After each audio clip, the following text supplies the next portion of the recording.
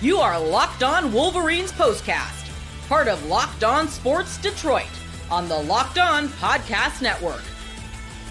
Your team every day.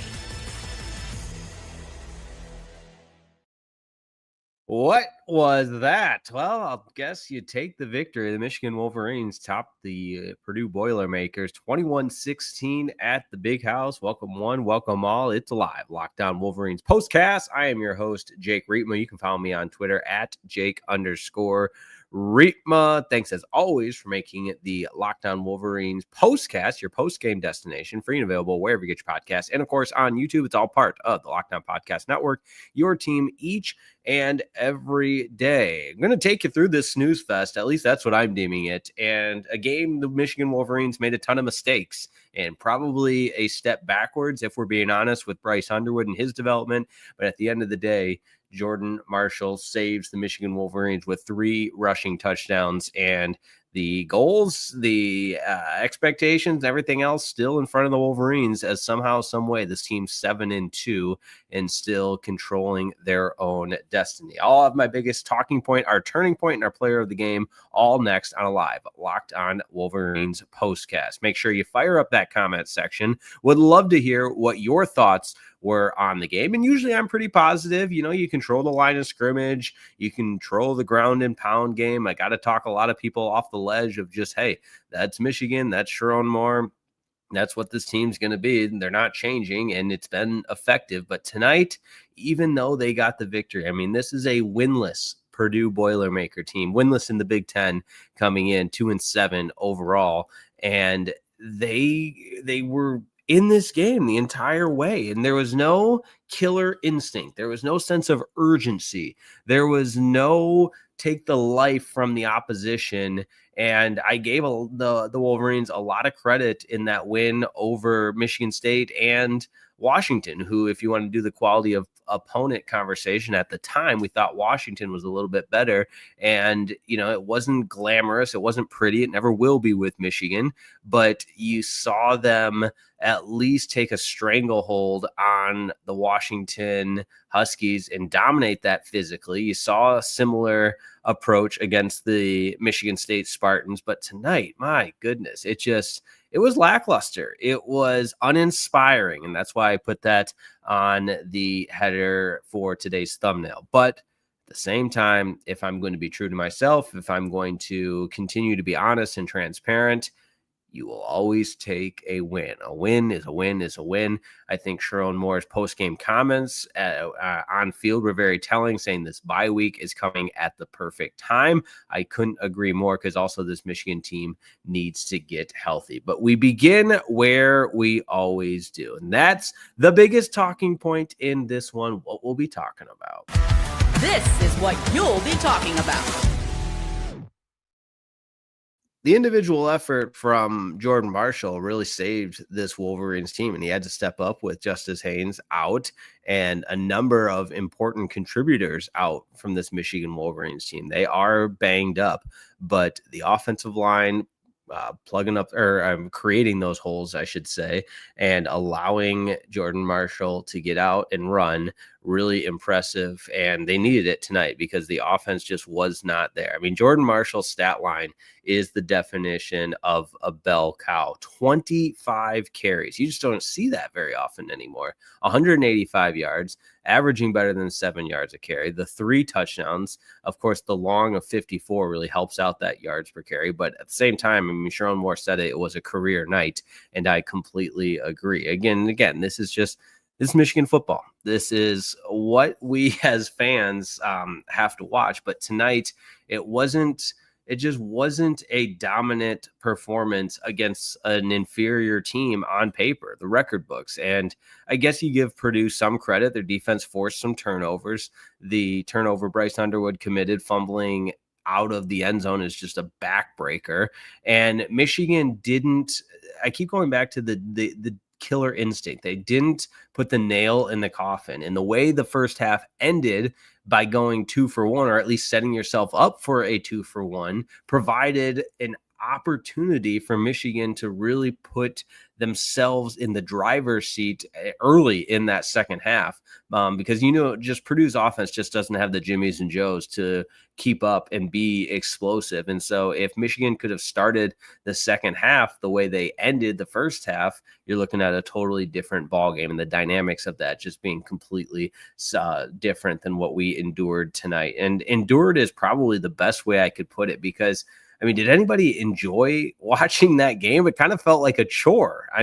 You got, and I know I'm kind of saying that tongue in cheek, but at the same time, I got this game on, of course, I'm dialed into it, but you got the World Series Game 7 on tonight. You got Oklahoma, Tennessee, and I'm just, man, this is like watching paint dry, watching this Michigan Purdue game right now. Just a bad Purdue team, which, again, I don't think they played bad. I think they played really hard. I just don't think they have the talent equipped on this roster to compete in the Big Ten against teams like Michigan that are competing for a trip to the Big Ten championship. So listen, the bye week's coming at the right time. It wasn't a masterpiece. In fact, it was uninspiring, but Michigan somehow finds a way to get the win. And I do think if they're playing a lot of other teams in the Big Ten, not named Purdue, I think that's a totally different game. But lots of comments coming in, and I really appreciate the comments that are detailed and in great length. But I also appreciate just keeping it simple, like this one from Zoom 47. Just win, man. And hey, if that's your take, I'm not going to knock it, and I'm not going to argue with that mindset. But I also think we can expand upon the simplistic nature of the tunnel vision of, oh, you just got to win, which, again, you got a winless Purdue team coming into the Big House at night. It should be a hostile environment. It should be a dominating performance on both sides of the ball. If you being Michigan wants to continue to take steps forward and accomplish the goals that are out there for this team, then that's getting back to the Big Ten championship, winning the Big Ten, and getting into the college football playoff, and ultimately into the national championship and winning another national championship. Now, realistically, I don't think that's happening in 2025, but I guess you could make the case that you just got to get a ticket to the dance, and Michigan controls their own destiny with that thought. So bye week next week, then you got Northwestern at Wrigley Field, which would be really cool. Although I do have to say Northwestern's Lakeside Field was really, really cool. But the game at Wrigley Field will be awesome. And then you're on the road at Maryland, November the 22nd, before the game at the Big House against Ohio State. So schedule is shaping up to 2 more games to control what you can control, get the victory, and then dial it up for that game against Ohio State. Now, we as fans can talk about that game. Obviously, Michigan as the team, Sharon Moore, his entire coaching staff is always going to take it one game at a time. A lot of injured players tonight. And I think that's a good point here from EP723. She's exactly right. Michigan is totally banged up, and the list goes on and on and on. And even guys, leaving the game, and guys that were not in the game to begin with. Of course, Justice Haynes is the biggest one. Hopefully Jayshon Barham is good. He came out of the game and then was in a hoodie. And you got Cole Sullivan as well. Just the list goes on and on.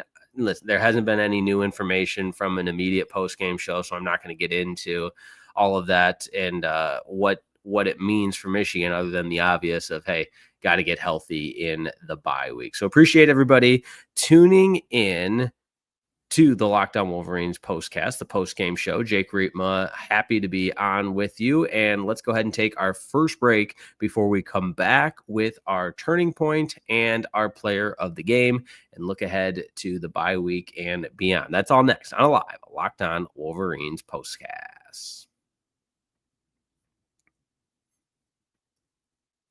This episode of the Locked On Wolverines postcast is brought to you by our good friends at Mazda.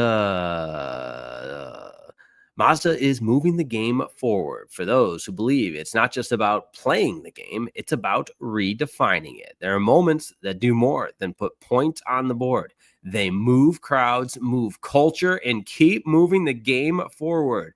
This week's moment that moved the game forward, how about 3 of them? And that is Jordan Marshall's 3 rushing touchdowns in Michigan's 21-16 win. They needed it. And hey, you talk about moving the game forward. Michigan needed it, and they got the 3 touchdowns from Jordan Marshall. When you follow what moves you, the unexpected is only the beginning. And just like that, there's more to every highlight. There's more to a Mazda vehicle. Mazda, move and be moved. Today's episode of the Locked On Wolverines postcast is also brought to you by our good friends at DoorDash. That's right, DoorDash delivers. And you know what? It's the weekend. Time to look ahead and crown this week's MVP on who delivered. Well, stop me if you've heard this one before. I'd love to choose somebody else, but Michigan scored 3 touchdowns, all of them by Jordan Marshall. We'll just say the entire defense delivered because they shut down Purdue to the tune of 16 points. So just like the Michigan Wolverines defense delivered or Jordan Marshall delivered, DoorDash delivers on your Saturdays. With DoorDash streaks, you save every Saturday you order, stack it up all season long, and you could save up to $250, including $100 in DoorDash credits. Order this Saturday. Keep the streak alive. Fuel your game day only with DoorDash. Terms apply. Promo period ends November 18th. This episode of the Locked On Wolverines postcast is also brought to you by our good friends at FanDuel.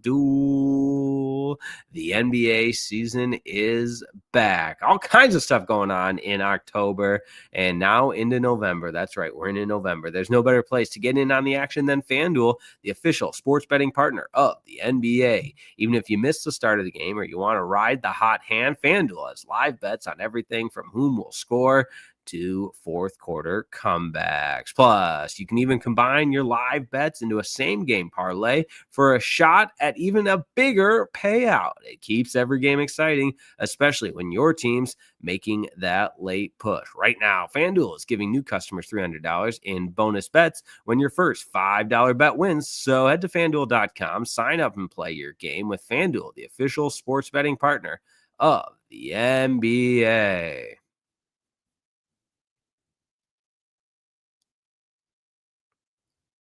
Let's get right into our player of the game because that's probably going to be an easy one to guess. But before we do that, how about the turning point? Time to reveal where the game was won or lost. It's the turning point.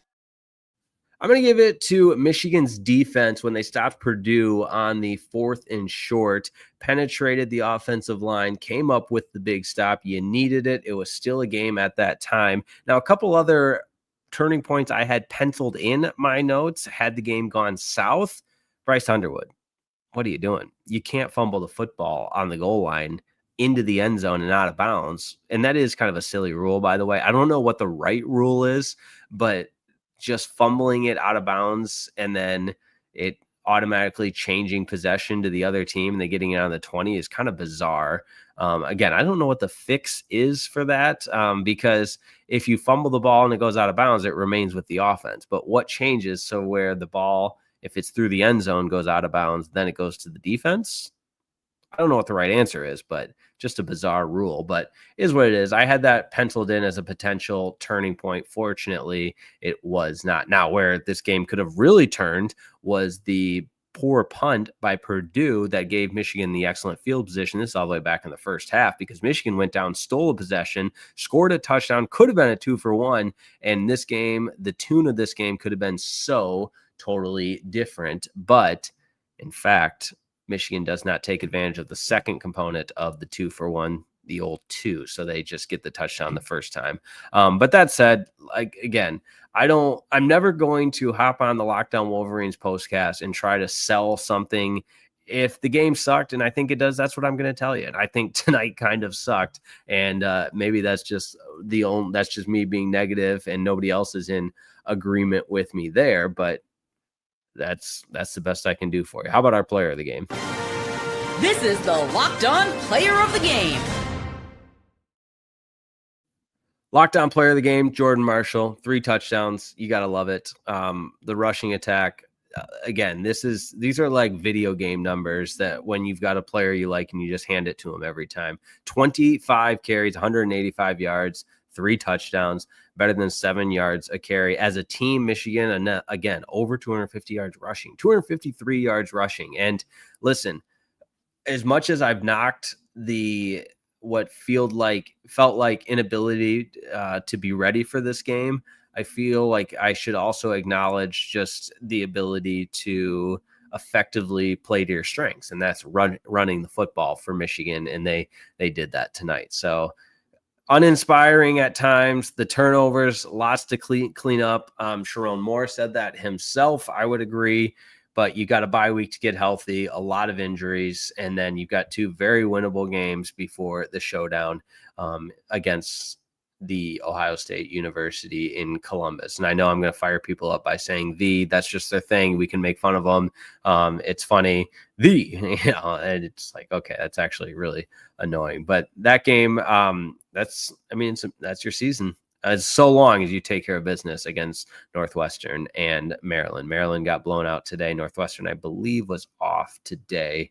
But 2 road games, so you still got to go out and take care of business. But the bye coming at a good time for the Michigan Wolverines. So have a wonderful rest of your evening. And maybe you're staying up late for the World Series. Maybe you're going to check out that Utah-Cincinnati game, or a little Big 12 after dark. You got Tennessee-Oklahoma going on right now. But Michigan, I believe USC Nebraska is still going on as well. So lots to keep your eye on for the rest of the evening. But I'm out of here. Appreciate you all tuning in. If you missed today's YouTube or the live version of it, you can catch it anywhere. Don't forget to check out Locked On Wolverines every single day with Isaiah Hole. Make sure you like today's video and go ahead and subscribe as well. Have a wonderful night. Talk to you next time. Michigan moves to 7-2 with the win over Purdue, 21-16. See ya.